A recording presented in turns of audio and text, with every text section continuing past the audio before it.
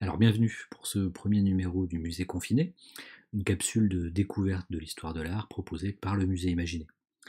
On commence avec ce tableau célèbre de Jean Van Eyck qui s'intitule Les époux Arnaud Fini. C'est un tableau célèbre, mais qui permet de revenir en fait sur l'hypothèse de Jean-Philippe Postel concernant le véritable message délivré par cette œuvre. En effet, c'est un tableau qui se retrouve à la National Gallery. Alors c'est un petit tableau qui mesure environ 82 sur 60 cm. C'est une huile sur bois. Et c'est un tableau qui a intrigué dès le XVe siècle, puisqu'il a été réalisé vers 1434. Et il a intrigué notamment par la profusion de détails décrits avec une minutie extraordinaire par le peintre flamand. L'attitude aussi des personnages, leur hiératisme, les gestes qu'ils opèrent, les jeux de regard, bref, tout ça crée effectivement un terreau fertile à de nombreuses interprétations. Alors, si on s'intéresse aux personnages eux-mêmes, qui sont-ils? Ils ont été identifiés effectivement donc aux époux Arnolfini, mais cette identification n'est absolument pas certaine. Malgré tout, on considère qu'est représenté donc à gauche dans ce tableau Giovanni di Nicolao Arnolfini et son épouse. Arnolfini, c'est un riche marchand italien installé à Bruges durant donc cette période. Alors ce qui est assez fascinant ici, c'est donc la construction en fait du tableau.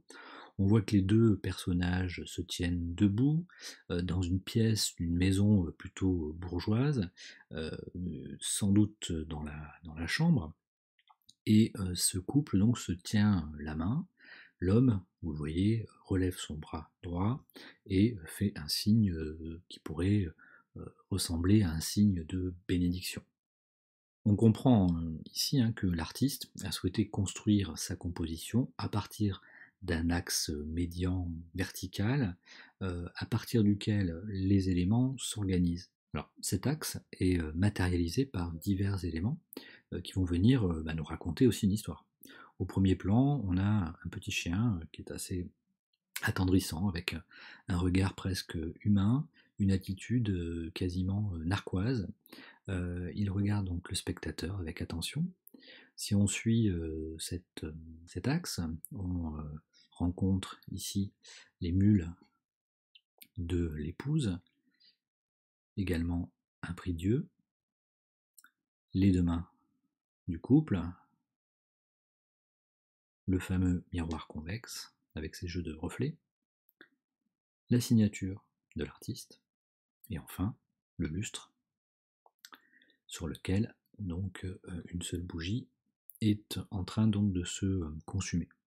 On voit que cette construction est savamment élaborée avec des éléments qui vont être mis en place de manière donc à entamer un récit, un dialogue quasiment avec le spectateur. Alors, le personnage masculin est vêtu, vous voyez, de manière évidemment élégante, somptueuse. Alors évidemment, ça détonne un peu avec la mode actuelle, mais c'est évidemment un personnage qui témoigne de sa réussite sociale à travers notamment ses vêtements. Alors l'homme arbore des vêtements plutôt austères, notamment un manteau violet sans manches, bordé, vous le voyez, de fourrure, de martre. Il porte des chausses semelles et également un chapeau noir qui nous paraît un peu disproportionné. La femme, elle porte un ample surcot vert, fourré, vous voyez, cette fois d'hermine. Ce surcot recouvre une robe bleue dont on devine évidemment les manches et le bas également de la robe. Elle arbore une coiffure complexe qui est recouverte d'un voile brodé à la taille donc. Une ceinture rouge. Et on remarque qu'elle tient donc rassemblés contre son ventre les plis de son surcot. Alors c'est vrai que souvent on rencontre cette hypothèse, hein, que cette jeune femme est enceinte, mais en fait on se rend compte lorsqu'on détaille l'œuvre, bien qu'il n'en est rien. Il s'agit en fait d'une tenue vestimentaire, hein, qui se portait de cette manière-là à l'époque, et du même coup donc qui donne cet aspect renflé au ventre du personnage, mais il s'agit bien d'un amas comme ça de plis. Alors, Arnolfini tient sa main droite, vous voyez, levée, dans un geste donc, de serment, de bénédiction. Certains y ont vu la représentation de la cérémonie des vœux du mariage, mais on sait, hein, aujourd'hui que donc cette interprétation est largement remise en cause, puisque cette scène-là ne reflète pas du tout les rites du mariage de l'époque. Même si, évidemment, les symboles de l'amour sont extrêmement nombreux, aussi bien donc le chien qui va évoquer la fidélité, que la présence aussi du lit conjugal, évidemment. Et puis on retrouve également des éléments arguant de cet amour, des fruits notamment en pleine lumière. Et puis on a également donc au-dessus du lit la représentation de Sainte Catherine ici, qui renvoie généralement à l'enfantement, hein, c'est la sainte patronne de l'enfantement. Le religieux aussi, hein, est omniprésent dans cette scène. Il se manifeste par divers aspects. L'aspect, on va dire, structurel du tableau est déjà en lui-même une évocation de la perfection divine, hein, puisque vous voyez que tout est rassemblé ici de manière extrêmement rationnelle. Et du même coup, cet axe, vous voyez, qui traverse la composition de manière puissante, révèle en fait aussi la présence divine. C'est comme un fil qui serait tiré, tendu en direction du ciel. Les éléments donc symboliques sont nombreux, hein, renvoyant à la religion. Évidemment, la présence du prie-dieu, mais encore le miroir, qui, vous le voyez donc, est bordé de médaillons en émail représentant la passion du Christ. On remarque aussi la présence à gauche d'un chapelet. Et puis, généralement aussi, on attribue donc à la bougie eh bien, le symbole de la foi.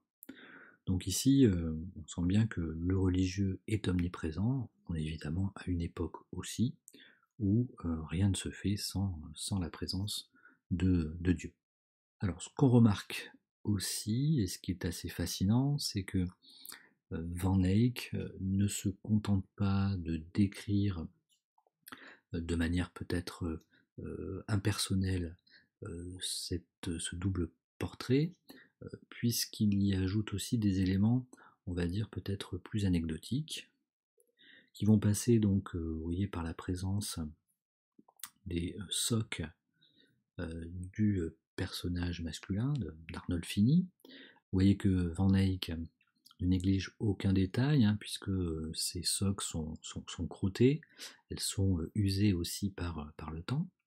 On note également la présence presque émouvante là aussi des mules de la jeune femme.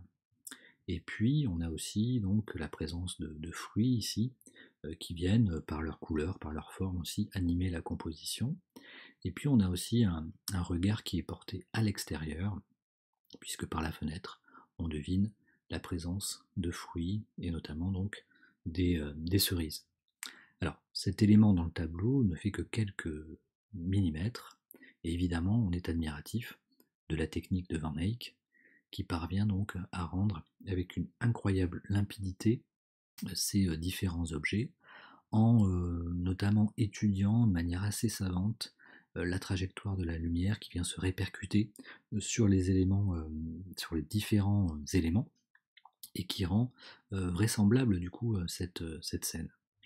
Donc c'est une œuvre qui témoigne évidemment des qualités extraordinaires de la peinture de Van Eyck, donc qui grâce donc à cette maîtrise de la peinture à l'huile, dont il n'est pas l'inventeur, mais dont il est l'un de ceux qui maîtrisent le mieux sa pratique, révèle effectivement un artiste de très très grand talent, et évidemment révolutionnaire dans son genre. L'œuvre a un autre aspect révolutionnaire, c'est qu'on considère aussi que ce double portrait est le premier portrait privé réalisé depuis l'Antiquité. Donc après ce long, on va dire, tunnel du Moyen-Âge, où effectivement le genre du portrait disparaît, il réapparaît au XVe siècle en Flandre, et on considère effectivement que ce double portrait est le premier portrait privé réalisé depuis l'Antiquité. Donc c'est évidemment un statut considérable, encore une fois, qui est donné à cette œuvre. Alors, en ce qui concerne l'interprétation ici de l'œuvre, comme je vous le disais, depuis le XVe siècle, c'est une œuvre qui suscite des débats, des discussions concernant le véritable sens de cette représentation. Évidemment, on a perdu sans doute une bonne partie de ce sens, puisque de nombreux symboles nous échappent. Malgré tout, on peut effectivement avancer certaines hypothèses. Donc on l'a dit, la représentation du mariage est ici absolument pas canonique, elle ne correspond pas véritablement au rite de l'époque, donc il faut imaginer une autre hypothèse concernant le véritable sujet de l'œuvre. Alors certains voient dans ce tableau, et c'est le cas pour Jean-Philippe Postel, voient dans ce tableau une sorte de jeu de dupes, où en fait il serait plutôt question ici de mettre en garde le commanditaire du tableau. On imagine, dans le contexte, plutôt le mari.